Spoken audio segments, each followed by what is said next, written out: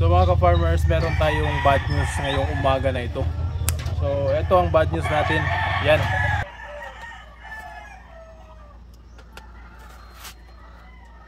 Mekos-mekos lang mga ka-farmers. Mekos-mekos lang ito. Mekos-mekos.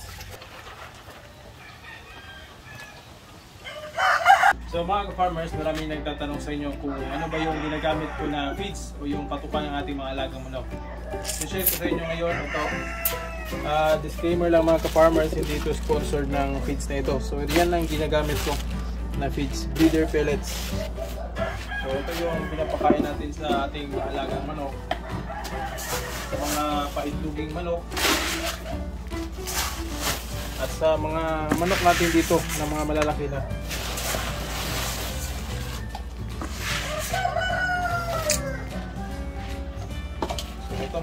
Ito yung ginagamit natin dito na feeds. So ang rason niyan mga ka-farmers kung bakit ito yung ginagamit natin na feeds ay dahil ito yung mura o pinakamurang available na feeds dito sa amin. Yung ibang brand medyo may kamahalan na, kaya ito lang yung napili natin. Maganda naman klase ito. So same lang din sa ibang brand. So ito yung pinili natin para makatipid na rin tayo. Alright? So ito mga ka-farmers, magtitimpla tayo ng mga inuming tubig ng ating manok. So lahat ng inumin ng water ng mga bahay natin sa breeding pen ay nandito na. Hinugasan na natin, malinis na ito, malinis na yung tubig. At maglalagay na tayo ng supplement. So ito yung gamit natin ay 1,000. Ito yung magandang pampaitlog sa ating mga alagang manok na pagpapataas ng fertility o magpapa-increase ng fertility ng itlog, nagpapa-increase ng production ng mga itlog natin at yung quality ng mga itlog. So sa umaga natin binibigay ito at ito naman yung Vitamin Pro. Binibigay natin ito sa hapon. So ito yung vitamins ng ating mga alagang manok. So meron na itong multivitamins, minerals, B-complex, meron din itong prebiotics, probiotics, amino acids, electrolytes.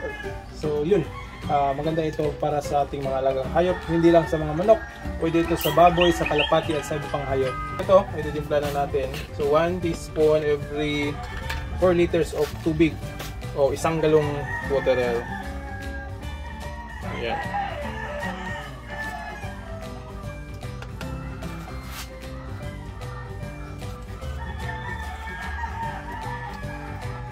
So medyo madami yung water natin mga ka-farmers dahil 8 piraso yung 8 breeding pen yung lalagyan natin ito. So yan.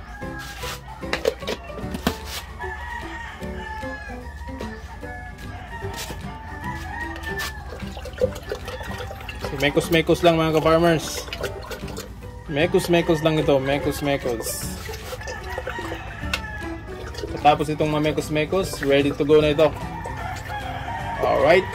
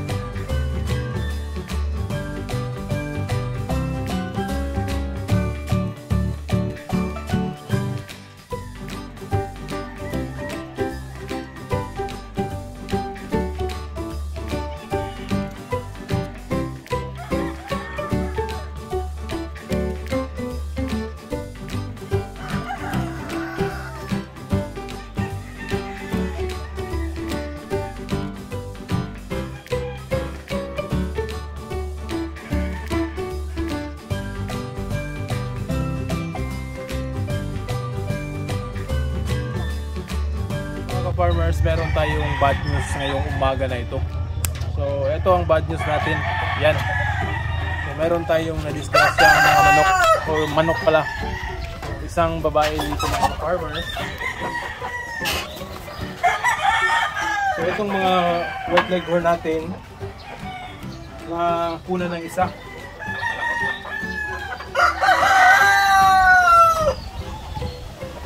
ito yung bad news. Namatay yung isang inahin. Yan.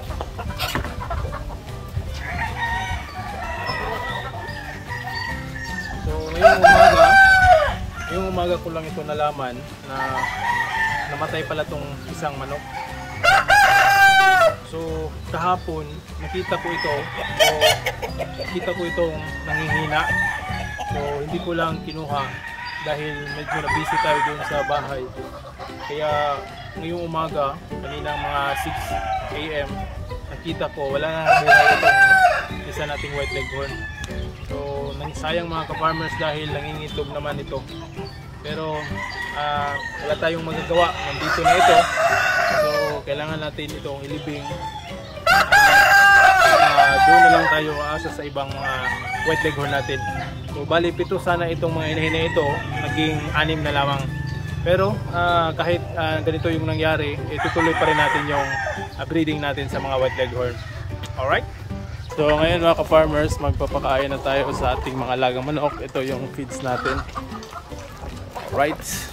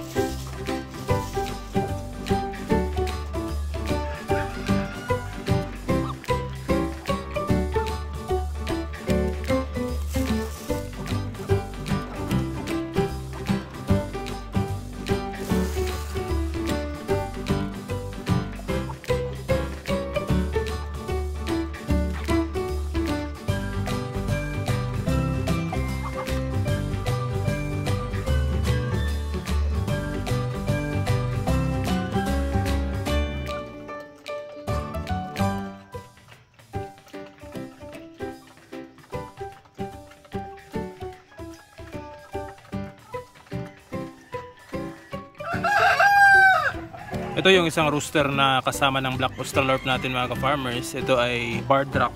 So kinuha natin doon sa breeding pen at pinagpalit natin doon sa Black Australorp na rooster. So itong manok na ito ay pagpapahingahin natin ng 1 linggo bago natin ilipat sa yung ibang mga babae.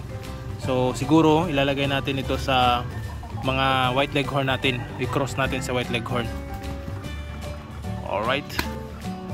Ito naman yung isang rooster na kasama ng ating Black Australorp, Bardrack na light side. Ito ay pinagpahinga rin natin for 1 week bago natin isalang ito sa ibang breed ng manok. So ang naisipan ko dito na i-breed ay yung mga white leghorn pa rin natin. So white leghorn dito sa Bardrack na rooster dahil noon nakapag-breed ako nito, maganda yung kinalabasan. So egg layer talaga yung kinalabasan. Kaya yun ang naisipan ko ulit na i-breed. So batang bata pa ito, nasa 1 year old pa lang.